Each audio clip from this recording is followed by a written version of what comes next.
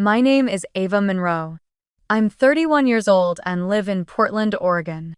A week before Christmas, my phone buzzed with two messages that changed everything. The first was from my mother. "Don't come for Christmas this year, you'll embarrass us." A few minutes later, my sister Caroline texted, "Ethan hates nobodies. Don't make things awkward." I stared at the screen for a long moment before replying with just one word. Understood. What they didn't know was that I owned a $6 million cabin in Aspen, and that on that Christmas night, it would be glowing with light, laughter, and warmth, filled with 150 orphan children who finally had a place to belong. Have you ever been told that you don't belong in your own family? Tell me where you're watching from and what time it is where you are, before we step into the Christmas night that none of us will ever forget. When people talk about childhood, they usually paint it in colors of laughter, family dinners, and ribbons under the tree. Mine was painted in comparison. My sister Caroline was the perfect daughter, the kind everyone wanted to show off. She had golden curls that caught the light like spun sugar, perfect posture from ballet class, and the kind of confidence that makes adults instantly adore you. Mom would sit in the audience, eyes glistening, while Dad recorded every twirl and bow on his old camcorder. "Our little star," she used to say, clapping until her rings flashed. When the recital ended, the flowers were always for Caroline. I stood beside her holding the bouquet when they needed a family picture, then slipped quietly out of frame once the camera turned off. I never really blamed her. She just played the role they wrote for her: flawless, bright, graceful. I was the footnote that made her perfection stand taller. I wasn't like Caroline. I liked to draw, to take apart broken toys and see how they worked. I preferred books about machines instead of makeup tutorials, and mud instead of mirrors.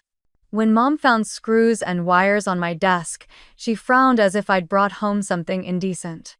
"Girls shouldn't play with junk," she said once, sweeping everything into a plastic bag. "Do something normal. Like your sister." Caroline would look up from her phone, flash me a pitying smile, and say, "She's just different, Mom." It's kind of cute, actually. The word different stuck like a stain.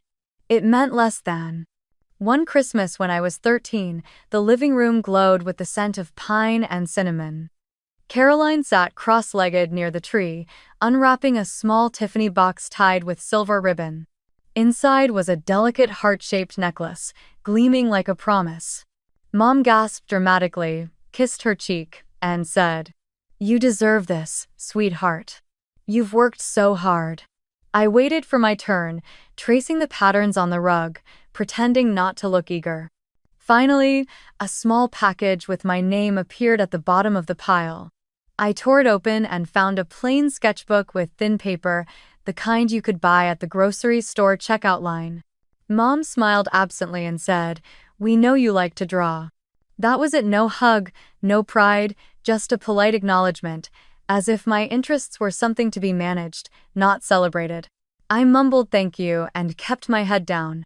Later that night, Carolyn posed in front of the mirror, her necklace catching the reflection of the Christmas lights.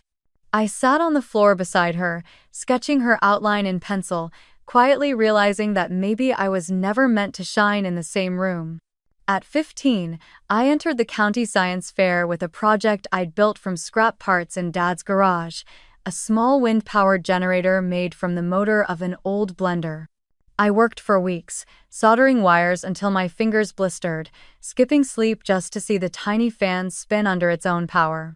When I won first place, my teacher hugged me and said, "You should show your parents, they'll be so proud." That evening, I rushed home, the ribbons still warm in my hand. Mom was setting the table for dinner. "I won," I said, unable to hide my smile. She looked up briefly and said, "That's nice, dear. Just don't make a mess in the garage, okay?" Then she called for Caroline to come downstairs. Caroline had just been voted captain of the cheerleading team. Within seconds, the whole kitchen filled with clapping and laughter that had nothing to do with me. I placed the ribbon quietly on the counter, between a salt shaker and a napkin holder, and went back to the garage. No one noticed when I didn't return for dinner. That garage became my world. It smelled like oil and cold air, with a thin beam of light that came through the small window above the tool rack.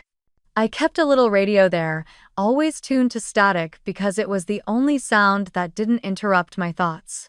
I learned to fix things: fans, radios, the old toaster that no one cared about. Once, I repaired a neighbor's broken lamp and felt a thrill so sharp it almost hurt.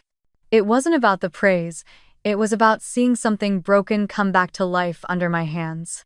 I think that's when I started to understand what creation really meant. It wasn't applause, it was restoration.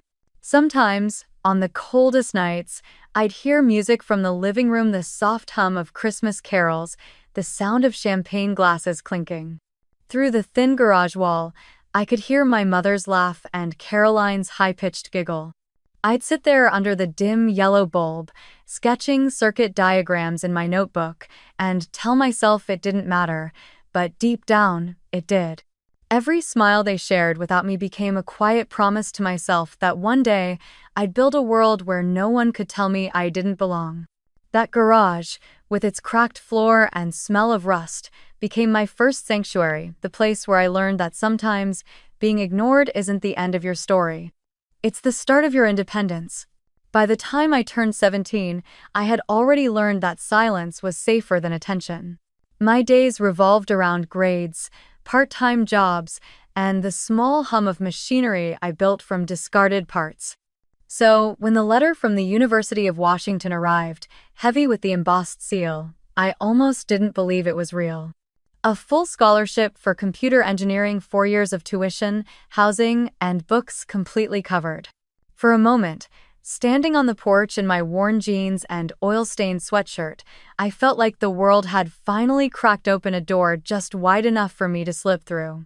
I ran inside, letter trembling in my hand, ready for my parents to smile the way they always did for Caroline. Dad was at the kitchen table reading the newspaper. Mom was on the phone with Caroline, talking about her new dance recital. I held the letter out like an offering. "I got in," I said, voice shaking. "Full ride. University of Washington." Dad looked up, his eyes narrowing slightly as if he hadn't heard right. "That's in Seattle, isn't it?" he asked. "Yes," I said, smiling. "They gave me a scholarship. Everything's covered." He folded the paper slowly, sighed, and said, "That's too far, Ava. You should pick something closer to home. Caroline will be lonely without you around."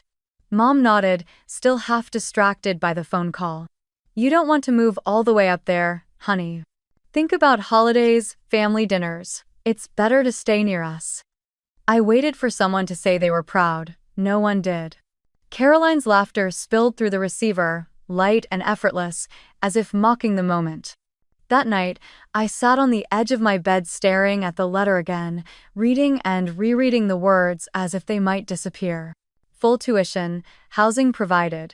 The paper felt heavier than anything I'd ever held, not because of its promise, but because of the guilt their words planted in me. Too far, too selfish, too inconvenient. It was strange how easily a dream could start to feel like betrayal. For days I wrestled with it, listening to my parents' small suggestions about community college, pretending to consider their advice, but something in me had already decided. If I stayed, I would shrink until I disappeared completely. When I finally told them I was going, Dad just nodded, a short, resigned motion that meant the conversation was over. "If that's what you want," he said, though his tone made it clear he didn't approve. Mom barely looked up from the kitchen counter. "I just hope you won't regret it," she murmured, wiping her hands on a towel. There were no hugs, no photos, no words of encouragement. Just a quiet acceptance that felt more like dismissal. The morning I left, the air was sharp with frost. The suitcase by the door was secondhand, its zipper sticking at the corners. Caroline wasn't there. She had a photo shoot for her dance troupe. Dad carried my bag to the car, set it in the trunk, and gave my shoulder a single pat. "Call when you get there," he said. Mom stayed on the porch, arms crossed, her robe drawn tight around her. For a second, I thought she might come closer, maybe even say she'd miss me. She didn't. She just turned and went back inside, letting the screen door slam shut. The drive to the bus station felt endless. Dad kept his eyes on the road, the radio playing softly between us, some old country song about home and mistakes. When we arrived, he parked, left the engine running, and helped me lift the suitcase out. "Be careful," was all he said. I nodded, trying not to cry. "I will." He got back in the car before I even stepped onto the platform. The taillights disappeared into the morning fog, and I stood there alone, the cold biting through my gloves. When the bus finally pulled away, I pressed my forehead against the glass and watched the town shrink into a blur of gray houses and empty streets.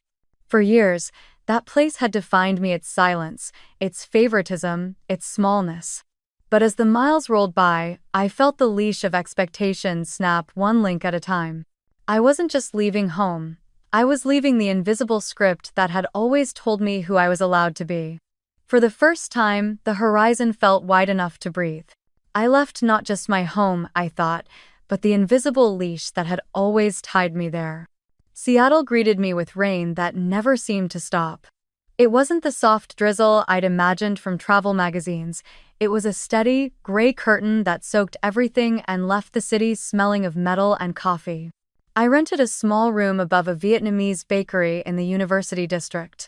The walls were thin, and the radiator made a clanking noise every night that kept me half awake, but it was mine.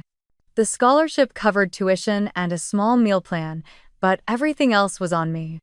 I took a part-time job at a dusty electronics repair shop, fixing broken radios and replacing cracked phone screens for cash. My meals were usually the same: leftover slices of cold pizza from the bakery downstairs, or instant noodles eaten straight from the cup while lines of code blinked on my laptop screen.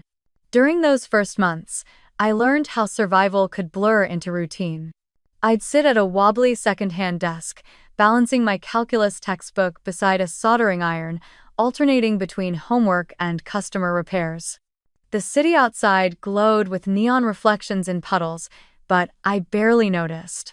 I was too busy trying to keep up with assignments, with rent, with life. My classmates talked about weekend ski trips and summer internships their parents had arranged. I talked to no one.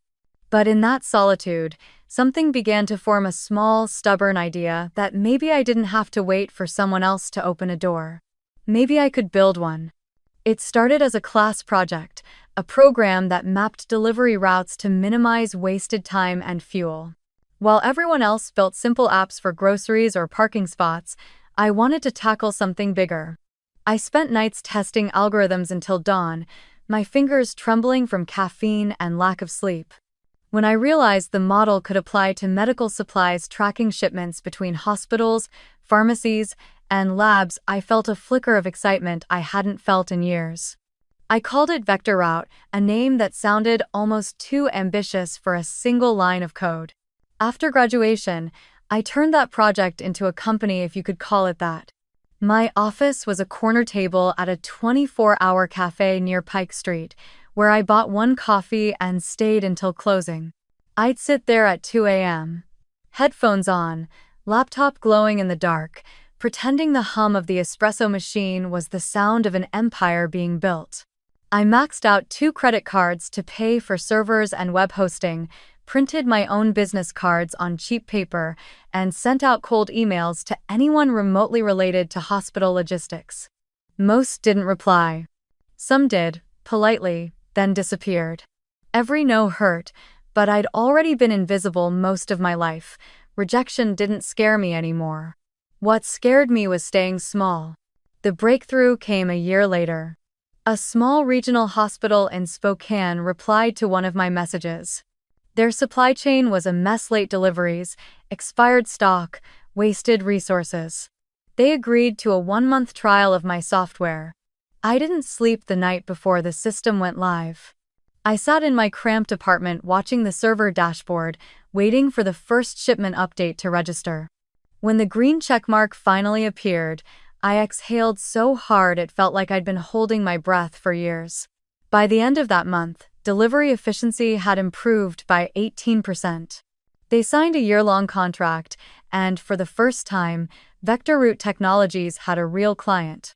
I used the payment to upgrade my equipment, pay off debt, and move into a slightly larger studio one with a window that overlooked an alley instead of a brick wall.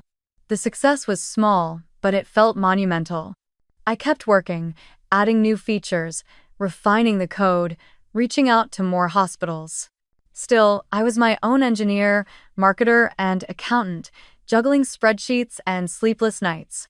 I missed birthdays, skipped meals, and forgot what weekends felt like.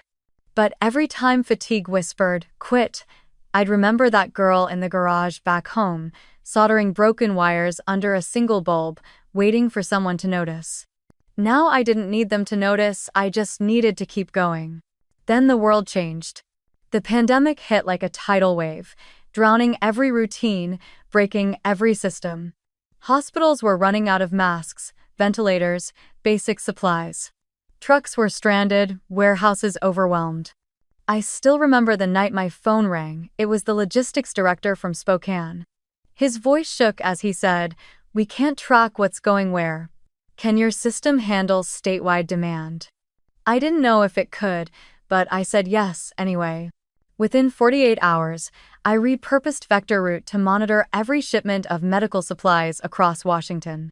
When deliveries started reaching hospitals on time again, word spread fast. More states called. More hospitals joined. Soon I was working 18-hour days, guiding a small remote team of programmers I'd hired through LinkedIn, none of us sleeping, all of us driven by one thought: keep people alive.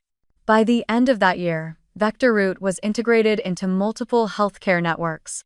I would wake up to headlines about supply chain failures in other industries while our dashboard quietly showed green lines of successful deliveries. It wasn't glamorous. It was spreadsheets, code, and exhaustion, but for the first time, what I'd built mattered. I'd gone from cold pizza in a basement apartment to the nervous system of an entire state's medical logistics. Yet, even then, when I called home out of habit, no one answered. No congratulations. No. "We saw you on the news." Just silence, heavy and familiar. I hung up and smiled to myself anyway. I didn't need their applause anymore. The sound of my own typing was enough. At 27, I signed the papers that changed everything and, in a way, nothing at all. 70% of Vector Route Technologies went to a pharmaceutical conglomerate for a sum I still had trouble saying out loud: $118 million. The acquisition meeting took place in a downtown Seattle boardroom with glass walls and a skyline view. The lawyers shook my hand, the executives congratulated me, and when it was over, I stood by the window watching the gray city stretch below like a circuit board. It should have felt triumphant, but what I mostly felt was quiet and exhausted kind of stillness that didn't resemble joy. I had thought success would sound like applause. Instead, it sounded like the hum of the air conditioner and the click of my pen. The following week, articles appeared online. Young engineer revolutionizes medical logistics. Meet the woman behind the supply chain that saved lives. My inbox flooded with interview requests, partnership offers, congratulatory emails from strangers. Yet my phone, the one with the family group chat, remained silent. I waited a few hours, then a few days, telling myself maybe they just hadn't seen it. But deep down I knew better. A week later, I finally received a text from my mother. For a brief second, my heart lifted. Then I read it. "We're so proud of Caroline's new apartment. It's in the best neighborhood. You should come see it sometime." Nothing else, not a single mention of what I'd done. I stared at the message, then placed the phone face down on the counter. The irony almost made me laugh. I had built a company from nothing, and somehow I was still the one left off the family newsletter. That night, I poured a glass of wine and scrolled through the news articles about the sale. My name appeared in bold headlines next to words like innovation and entrepreneurship. Reporters quoted my statements about efficiency and compassion in healthcare logistics. It all looked glossy and impressive, but none of it felt real. I thought of the girl who once soldered wires in a freezing garage just to feel useful. That girl would have given anything for a single nod of approval from her parents. Now she was sitting in a penthouse apartment overlooking Lake Union, and approval still hadn't come. I wondered if some voids were simply unfillable. I flew to California for a technology conference where they presented me with an award for outstanding contribution to public health. Cameras flashed, executives clapped, someone handed me a bouquet of lilies. The next day, the same photos appeared on business magazines, my face half smiling under the bright lights. I sent one to my parents, without comment. 2 days later, Mom replied with a picture of Caroline standing in front of her new apartment door, holding a "sold" sign. The caption read, "She did it all on her own." I didn't respond. I just turned off my phone and sat there, listening to the city outside, the low murmur of traffic, the distant wail of a ferry horn. For the first time, I understood that recognition from them might never come. No matter how high I climbed, I would always be standing in the same shadow, the one shaped like Caroline's perfection. It wasn't anger that settled in me that night, but something colder, sharper, clarity. Their approval was never the currency I was meant to earn.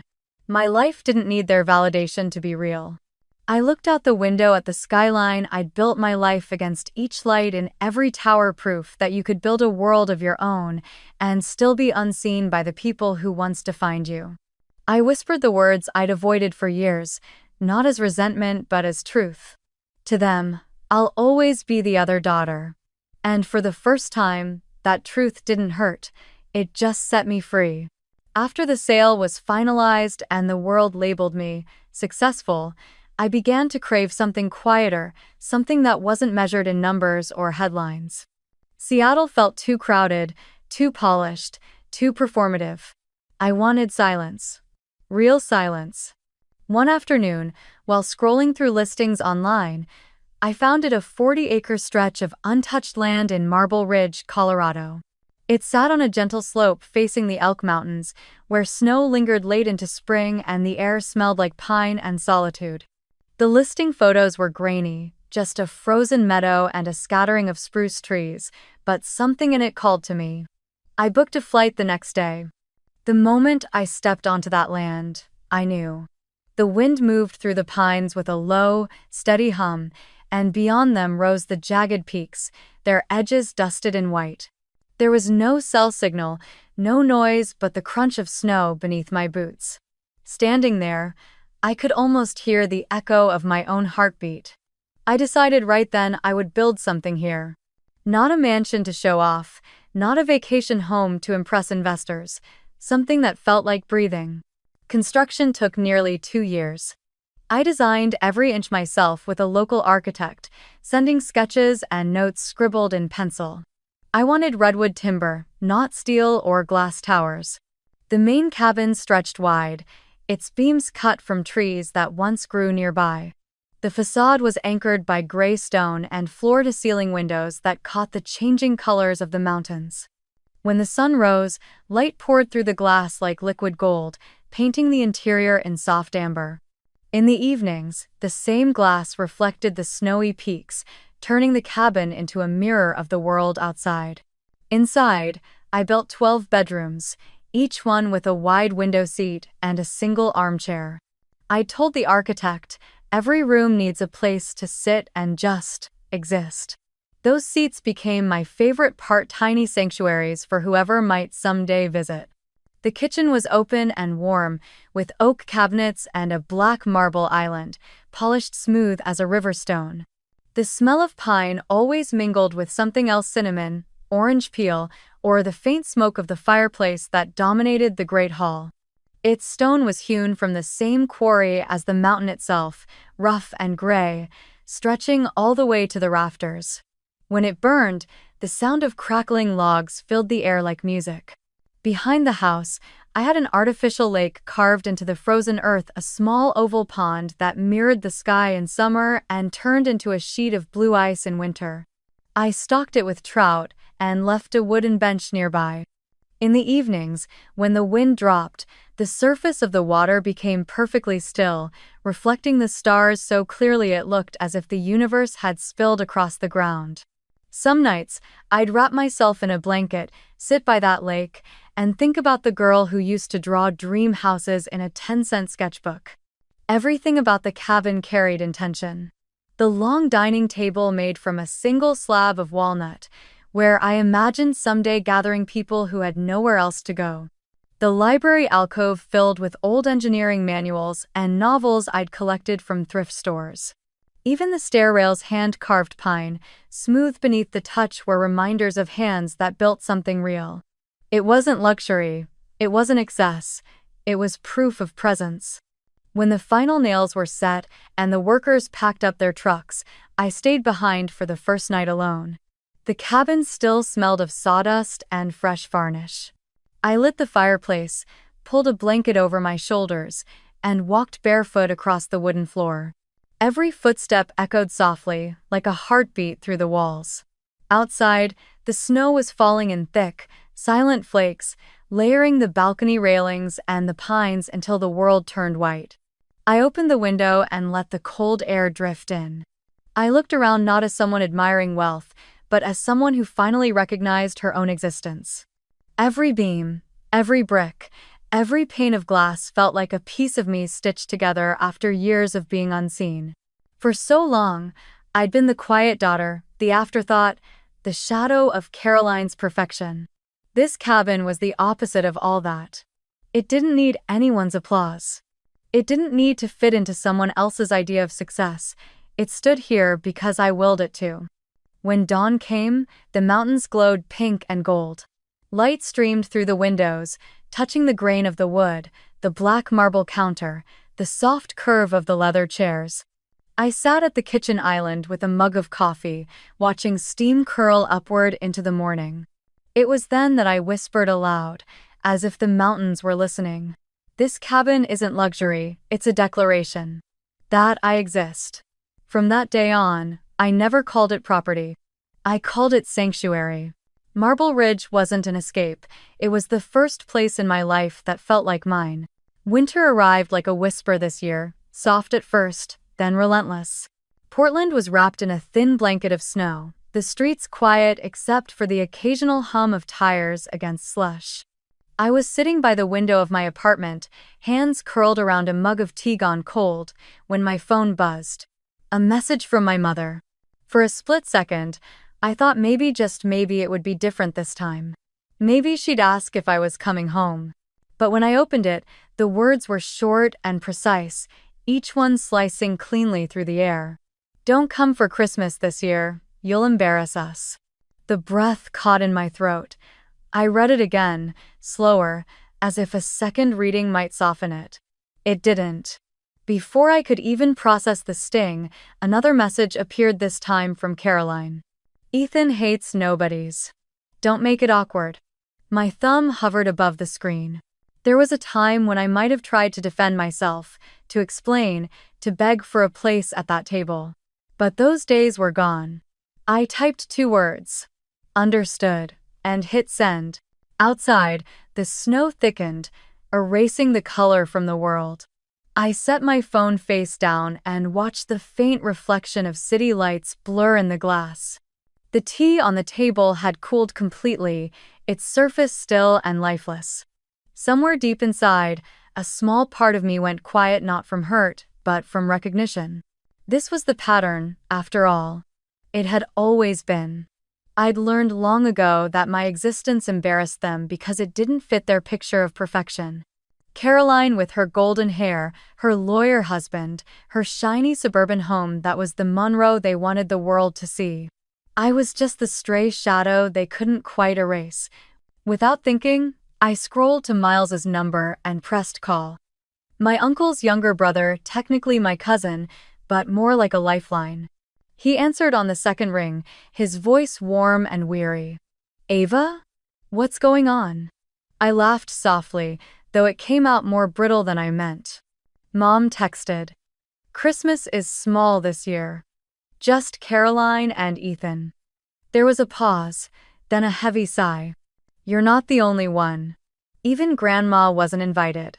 She called me this morning upset, confused, said it's the first Christmas in 40 years she's been told to stay home.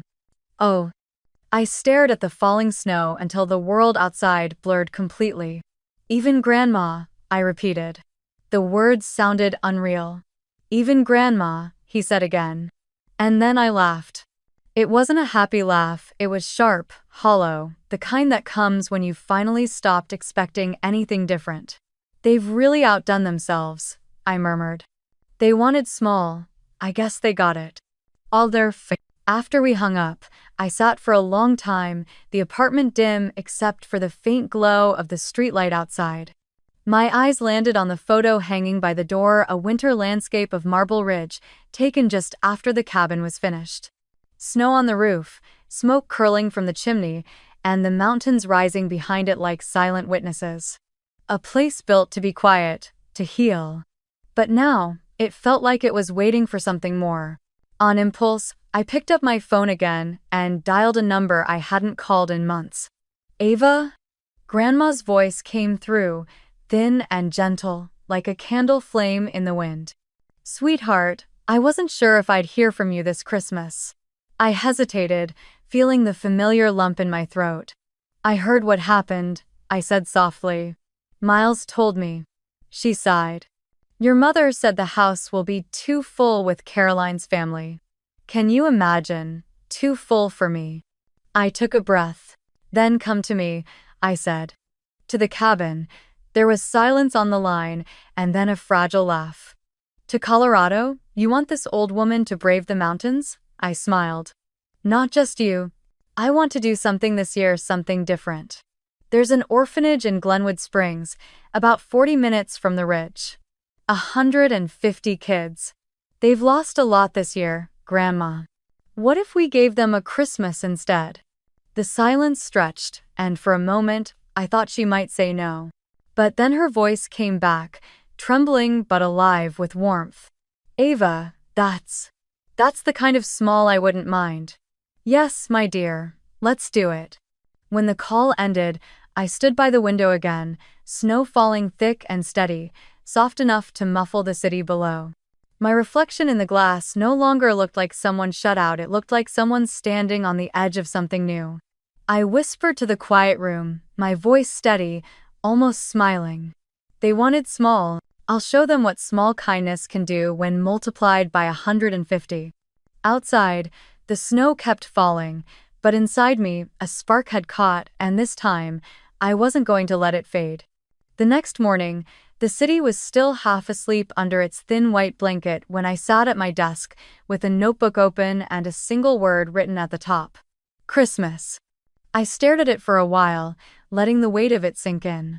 Then, with a quiet exhale, I reached for my phone and searched for a number I hadn't called in years. Aspen Foundation.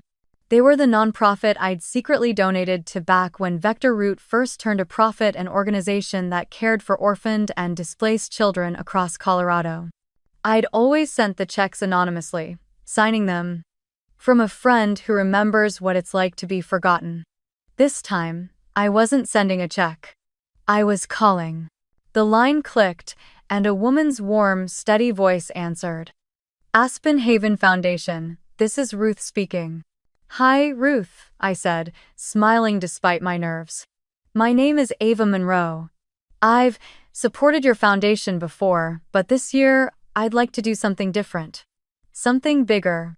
There was a small pause on the other end, the kind that feels like the world is listening. Bigger? She echoed. Yes, I said softly. I have a cabin up in Marble Ridge, enough space for a few hundred people. I'd like to host a Christmas dinner for the children under your care, all of them, if possible. When Ruth finally spoke again, her voice trembled with disbelief. You mean, all 150? Yes, I replied simply. All 150. And your volunteers too. 20, maybe more. I'll handle transportation, lodging, everything. I just need your help to bring them there. Allers Day. There was a long silence, then a shaky breath. Ava, this could change everything for them. Some of these kids have never even seen a Christmas tree. Then we'll build one, I said. A big one. Within an hour, we were trading details like old friends, logistics, safety, dietary needs, sleeping arrangements. The plan took shape as naturally as breathing. We set the date for December 24th. I hired 3 shuttle buses from Aspen to Marble Ridge. I made calls to local contractors to prepare the guest rooms and to heat the lodge to a comfortable glow by the time everyone arrived. Next, I reached out to Chef Nora Finch, a local legend in the valley known for her rustic farmhouse feasts. I'd met her once before, years ago, when she catered a charity event for wildfire relief. She had a soft laugh, a sharp wit, and a gift for turning the simplest ingredients into comfort. When she picked up, I said, "Nora, I need your help again. I'm hosting a Christmas dinner for 150 children and 20 volunteers. Can you do it?" There was a brief silence before she let out a low whistle. "That's not dinner, sweetheart. That's a miracle. But yes, I'm in." "Tell me the budget." I smiled. "No budget. Just make it warm, make it taste like belonging." She laughed softly. "Then we'll do roasted turkey, honey, glazed ham, mashed potatoes with garlic cream, spiced cider, and enough apple pie to feed an army. I'll bring my team." While she handled the food, I turned my attention to the cabin. I wanted every inch of it to speak warmth and care, not wealth.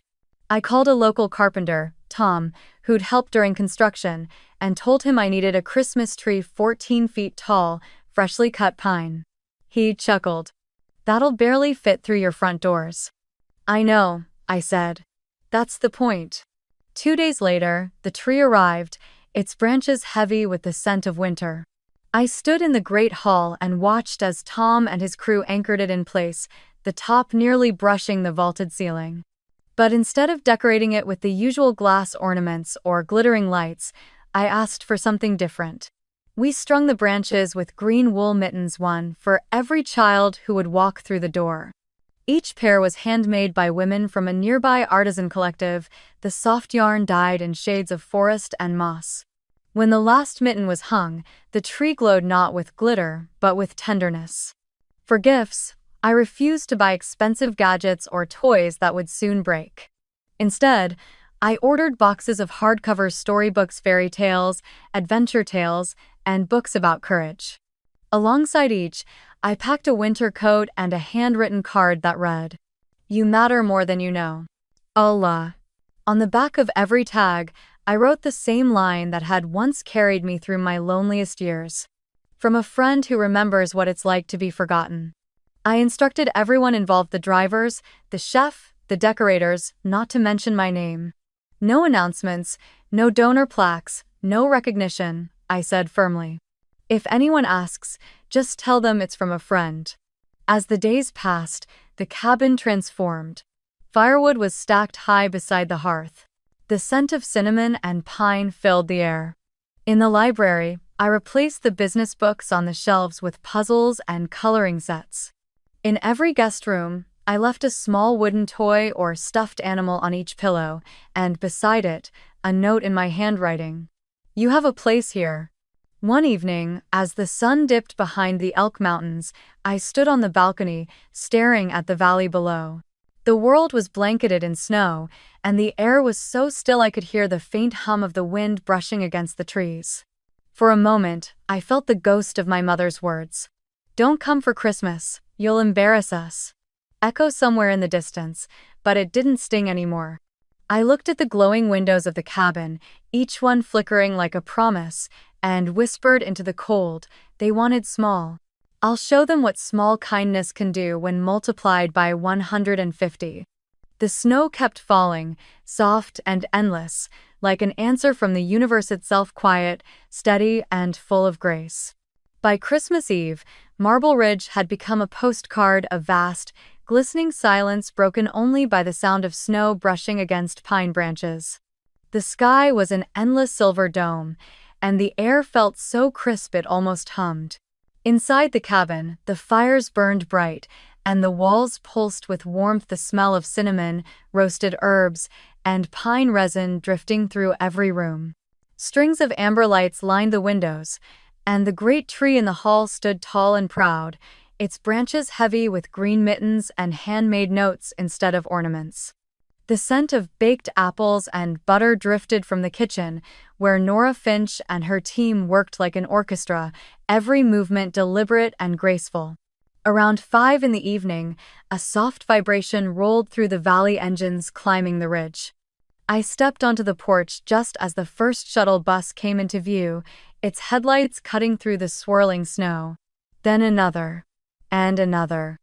I felt my breath hitch as the doors opened, and one by one, small faces began to appear, eyes wide, scarves pulled high, mittens clutching one another's sleeves.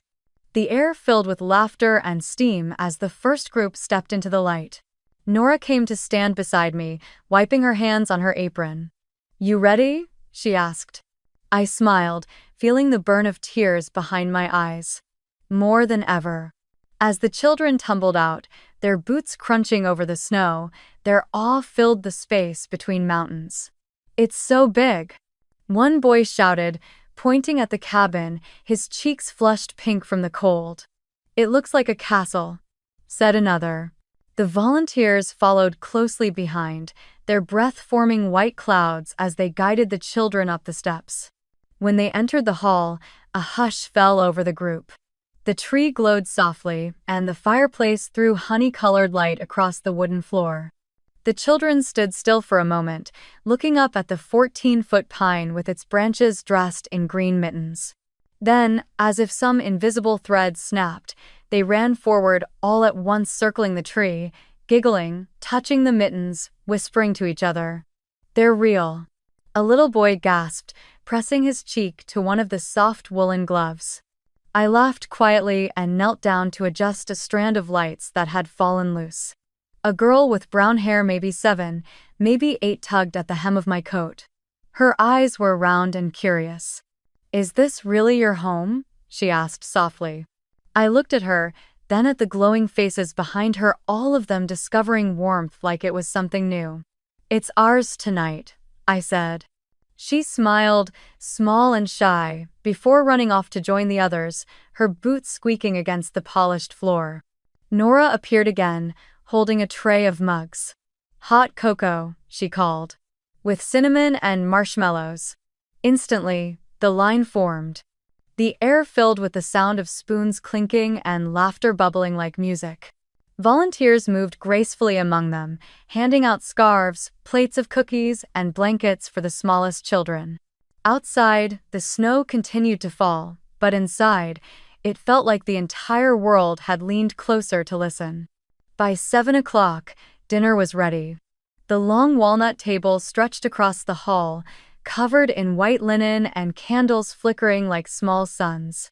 The smell of roasted turkey, thyme, and buttered rolls filled the room until it was almost intoxicating. Nora stood at the head of the table, her cheeks flushed from the heat of the kitchen.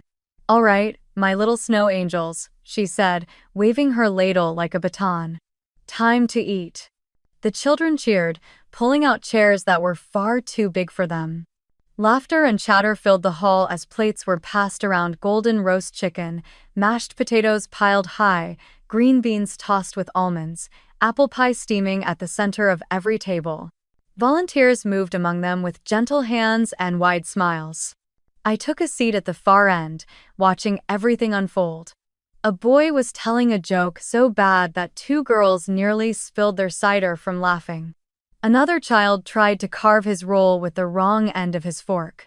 Across the room, Grandma sat wrapped in a shawl, speaking softly to one of the older volunteers, her eyes glowing with a peace I hadn't seen in years. I realized then how long it had been since I'd seen her truly smile. Halfway through dinner, Nora's assistant dimmed the lights, leaving only the fire and candles. The violinist, a young local musician who'd offered to play for free, began a soft melody. The first notes of Silent Night floated through the room like a prayer. One by one, voices began to join in. It started with a single voice, a little girl near the center, singing shyly, barely above a whisper. Then another child joined. Then another.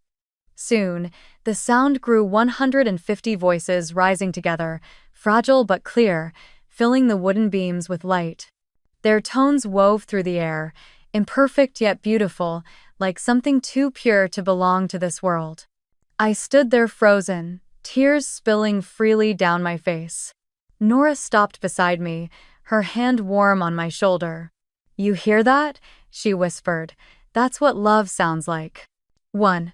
By the final verse, even the volunteers were singing, the sound swelling, echoing off the stone fireplace until it seemed to reach the mountains themselves.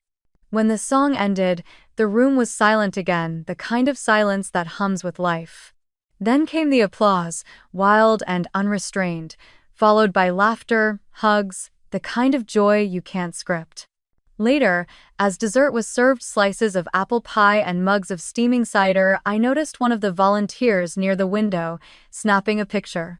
She didn't ask permission, but I didn't mind. There was something so honest in the way she framed the scene. The children clustered around the tree, cocoa in hand, faces glowing in the light of the fire. That night, she would post the photo with a caption that read, "An unknown woman in Aspen opened her cabin to 150 orphans this Christmas. Kindness still exists." By morning, it would travel across thousands of screens, a single, blurry image that reminded strangers everywhere what goodness looked like. But right then, none of us knew. We were too busy living it. When the night drew to a close, the children began to grow drowsy. Volunteers led them to their rooms, where small beds waited with warm quilts and toys on the pillows. A few of the older boys insisted on helping stack chairs, while the younger ones yawned and tugged at sleeves. One little girl, the same one who'd asked if it was my home, found me by the staircase. "Thank you," she whispered, wrapping her small arms around my waist, "for letting us stay." I knelt and brushed her hair back gently. "No," I said softly. "Thank you for coming." After the last door closed and the hall finally fell quiet, I walked to the balcony. The valley lay in silver silence below, the snow still falling, slow and endless. From inside, faint music drifted through the walls, the laughter that still lingered like an echo of something sacred.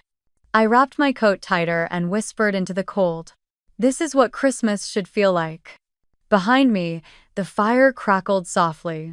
In the distance, the wind carried the faint sound of the children singing again, muffled now, but clear enough to remind me of one simple truth.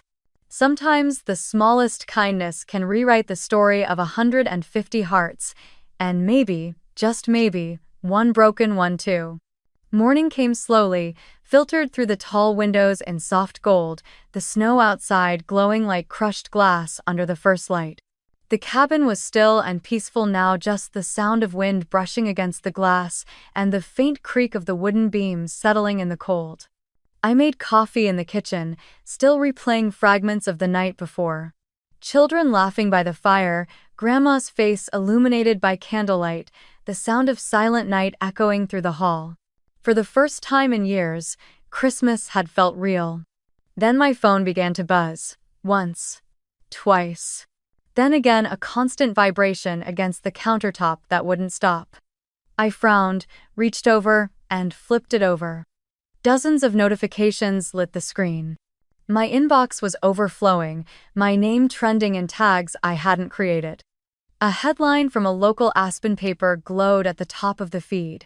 "Anonymous donor hosts 150 orphans at $6M Mountain Lodge. Kindness still exists." Duh. The photo attached was the one the volunteer had taken. The children clustered around the tree, cocoa in hand, the firelight washing over their faces. The story had already been picked up by national outlets. ABC News, Denver Post, Huffington Chronicle. Each headline carried the same refrain: a mystery woman, a hidden lodge, and a night that restored faith in humanity. By the time I finished reading, the phone was ringing again, not a notification this time, but a call. My mother's name flashed across the screen. I let it ring twice before answering. "Ava." Her voice burst through immediately, sharp, breathless, threaded with accusation. "Do you realize what you've done?" I said nothing. She barreled on, her voice rising with every word. The entire town is talking about it. They all think we excluded you, that we're the villains in your little publicity stunt. Even Pastor Miller mentioned it in his sermon this morning. I glanced across the table where Grandma Lillian sat, wrapped in her wool shawl, sipping tea, her calm a perfect contrast to the panic pouring through the phone. I set the phone down on the table, pressed the speaker button, and said quietly, "You said keep it small, Mom. So I did, just not the way you imagined." There was a long pause on the line. I could almost hear her trying to steady her breathing. "That's not what I meant, Ava," she said finally, her tone slipping into the kind of strained patience she used when pretending not to sound cruel. "You made us look heartless. You could have told us you were planning something like this. We would have helped organize." I cut her off gently but firmly. "Helped organize? Like you helped when I got my scholarship? Or when I built my company? You've spent my whole life pretending not to see me, Mom. And now you're upset that the world finally did." The fire popped behind me, one sharp crack echoing through the quiet room. Grandma set her teacup down, the sound deliberate. Then, in her slow, steady voice, the one that could silence a room without ever shouting, she said, "Judy, that's enough." There was another pause, longer this time. "Mother," my mom began, but Grandma didn't let her finish. "You spent a lifetime shrinking her," she said, every word clear as glass. "And last night, she gave the world what you never gave her, a seat at the table." For a moment, no one spoke. On the other end of the line, I could hear faint static, the sound of someone swallowing back whatever excuse they were about to offer. Then, quietly, Mom said, "I didn't mean to hurt anyone." Grandma's tone softened, but her words stayed sharp. "Intention means little when neglect becomes habit. You wanted small, Judy. Ava showed you what small really means, small kindness multiplied until it fills the world." Silence stretched between us. On the other side, I could hear the faint hum of my mother's breath, then my father's voice murmuring something in the background, low and uneasy. I imagined them standing in their kitchen, Caroline and Ethan probably nearby, all of them watching the morning news, realizing too late that the story they'd built for years no longer belonged to them. Finally, my mother sighed, the sound brittle and tired. "You embarrassed us, Ava," she said softly. "You made us look cold." I looked out the window where the snow was still falling in slow, weightless spirals. My voice came out calm. "I didn't make you look like anything, Mom. I just stopped hiding what's always been true." There was a click, a door shutting somewhere far away, and then the line went dead. For a long moment, the only sound in the room was the soft hiss of the fire. I stared at the phone still lying face up on the table, its screen black again, silent now. Then Grandma reached over, her thin, wrinkled hand resting gently over mine. "Let it go," she said. I nodded, exhaling slowly. Outside, a new layer of snow began to fall, blanketing the tracks left by last night's buses. The world was clean again, quiet, unburdened. I turned to the window, watching the white drift through the air like feathers, and whispered under my breath, "They wanted small. I gave them something bigger than they could ever imagine." Grandma smiled faintly. "You gave them a story," she said. "But more importantly, you gave those children hope." And in the stillness that followed, as the fire crackled softly behind us, I realized she was right. I hadn't just rewritten my own story, I'd given it away, piece by piece, until it belonged to something far larger than me. A week later, when the noise had finally quieted and the headlines began to fade into softer echoes, I sat at my writing desk inside the cabin and stared at a blank card. The paper was thick, cream-colored, the kind Grandma used for her Christmas letters. I took a deep breath and wrote in clean, deliberate strokes. "Dinner. Immediate family only. No press, no ornaments, just truth. No explanations, no apologies, only that." Then I signed it, Ava, and mailed 3 identical envelopes to the same address in Portland. One for my parents, one for Caroline, and one for Ethan. For days, I didn't think about it. I chopped wood, helped Nora deliver leftovers from the Christmas feast to a nearby shelter, and spent quiet evenings with Grandma Lillian, who now refused to leave Marble Ridge. She said the cabin finally felt like home not because of its beauty, but because of its warmth. It remembers laughter, she said. That's what walls are for. Then, exactly 7 days later, I saw headlights winding their way up the mountain drive. The snow had fallen fresh that morning, soft and untouched, and now it glowed under the beams like powdered gold. I stood on the porch in my wool coat, watching the familiar SUV climb the last curve of the road and stop before the steps. The doors opened one by one, first my father, then my mother, Caroline in her designer coat, and Ethan carrying a bottle of wine, his breath fogging in the cold. For a long moment, none of us spoke. Then my mother broke the silence, her voice tight. "This is quite the place, Ava." I smiled politely. "It's quieter than Portland." Action. When they stepped inside, the cabin was glowing with warmth, candles on the table, fire crackling in the hearth, and the scent of rosemary and roasted beef floating in the air. Grandma sat by the window, her shawl draped neatly over her shoulders. She greeted them with a nod, her expression unreadable. Ethan was the first to wander toward the great hall, looking up at the high beams and stonework.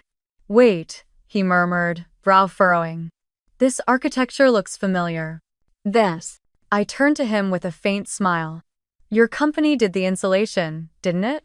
His eyes widened slightly. "Yes. Aspen Build Group handled this project 2 years ago. We never knew who owned it, everything went through a private trust." "Right," I said softly. "That would be me." The words hung in the air, like the lingering scent of cedar, quiet but inescapable. Caroline blinked rapidly, her polite smile faltering. My mother cleared her throat and turned to the table. "Shall we sit?" she said, her tone brisk, as if structure could disguise discomfort. Dinner was simple: beef roast, homemade bread, and red wine that Nora had left behind. We ate mostly in silence, the clink of forks and the faint crackle of fire filling the spaces where conversation should have been. Finally, I set my glass down and looked up. "Do you remember," I began slowly, "the Christmas I was 13? My father glanced at me, uneasy. "You'll have to remind us, honey." "Oh. That was the year Caroline got the Tiffany necklace," I said, my voice calm. "And I got a sketchbook. You said it would help me stay busy while she practiced ballet." I smiled faintly, not with bitterness but with recognition. That was also the year I realized being quiet made everyone else more comfortable. Caroline shifted in her seat, her eyes flicking between me and our parents. I continued, not out of spite but because the words had waited too long. Every Christmas was the same. Caroline's achievements filled the room, and mine were polite afterthoughts. "When I won the state science fair, you said, 'That's nice, dear. Don't make a mess in the garage.' When I got my scholarship, you said, 'It's too far, Caroline will miss you.'" My mother's lips parted as if to speak, but nothing came out. My father stared into his glass. The firelight flickered across their faces, guilt softening into something almost fragile. I took a slow sip of wine and continued. "I don't bring this up to blame anyone. I just want you to know what silence costs. You built a house big enough for trophies but too small for truth. I learned to live elsewhere in the spaces you left empty." For a moment, no one breathed. Then, from across the table, Ethan shifted uncomfortably. His gaze had landed on something behind me, the framed photo hanging on the hallway wall. A black and white image of my first warehouse in Seattle, the Vector Route logo faintly visible on a shipping crate. He blinked, leaned forward slightly, and whispered, "Wait. Vector Route Technologies? That's your company?" I met his eyes. "Yes." He froze. "Ava Monroe, the CEO." Caroline turned sharply, her wine glass trembling. "You're his boss?" I looked at her, not cruelly, not smugly, just steady. "Yes, Ethan's division handles regional logistics for us." Then I turned back to the table. "But tonight isn't about status. It's about honesty. No one spoke after that. My father's jaw clenched. My mother stared at the flickering candles, her hands clasped tightly in her lap. Caroline sat motionless, her eyes darting between Ethan and me as if trying to rearrange a puzzle that no longer fit. Ethan lowered his head, the realization written across his face that all those years he'd heard Caroline dismiss me as the sister who couldn't hold a real job. I had quietly been signing his company's checks. The silence that followed wasn't awkward. It was cleansing, like a long-held breath finally released. Grandma's eyes met mine from across the table, soft but proud. After a while, I stood and began clearing the plates. My mother started to protest, but I stopped her with a small smile. "It's all right, Mom, you can sit. Tonight's not about making anyone look bad, it's just about seeing things as they are." When the dishes were done and the fire had burned low, I poured the last of the wine into 4 small glasses and raised mine slightly.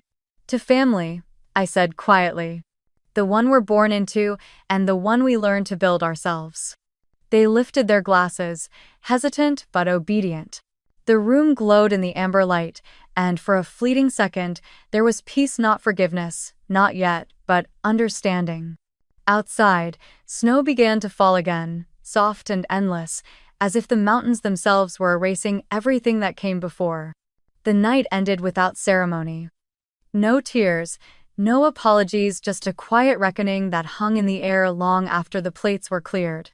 The fire had burned low, leaving behind a soft orange glow that pulsed gently against the cabin walls.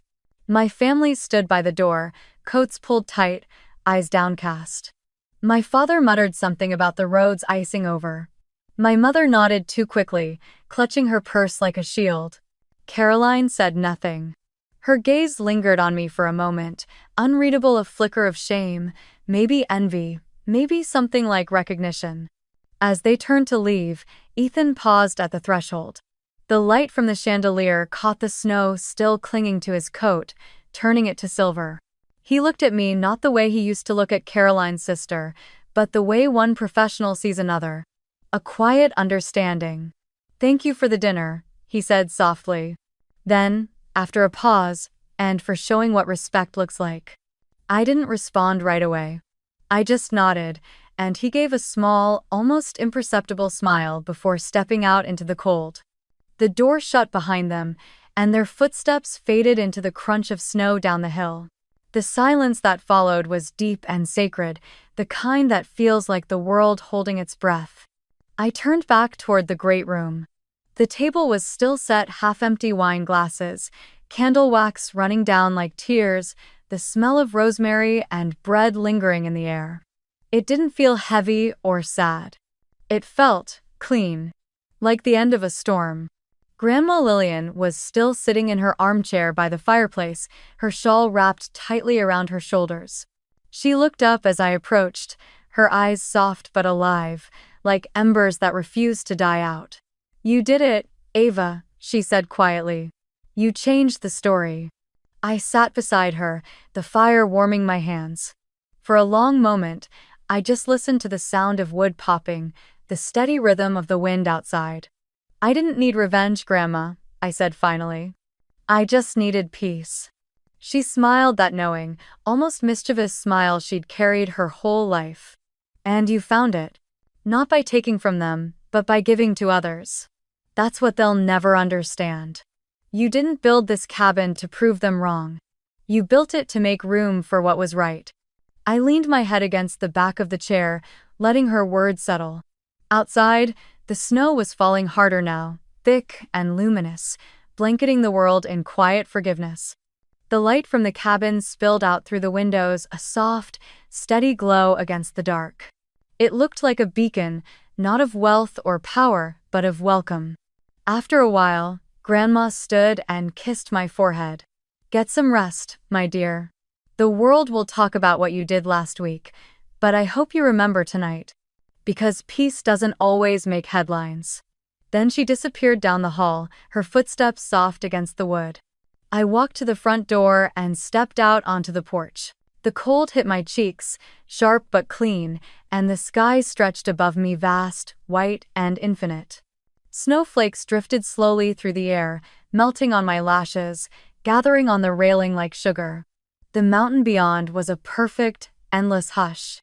I stood there for a long time, breathing it in. The quiet, the stillness. The light of the cabin spilling behind me like warmth made visible. And then, in that silence, I heard my own voice calm, steady, carrying across the snow like a promise. You don't need anyone's permission to be seen. Build your own table. And when you do, open it for those who were once left outside. For a moment, I let the words linger in the air, watching as they seemed to drift upward and disappear into the snowfall. I thought of the children's laughter, of the mittens on the tree, of the volunteers singing Silent Night, of every person who had once been told they didn't belong, who now knew there was a table waiting for them somewhere in the world. I smiled to myself, turned back toward the golden light of the cabin, and whispered the final words meant not for them, but for whoever was still listening through a screen, through distance, through silence. Have you ever been excluded by your own family? I asked softly, as if the mountains themselves were my audience. Tell me where you're watching from. This table still has a seat for you. And then I walked inside, closed the door behind me, and let the world outside fall quiet again. A world freshly covered in snow, waiting for morning, waiting for another story to begin.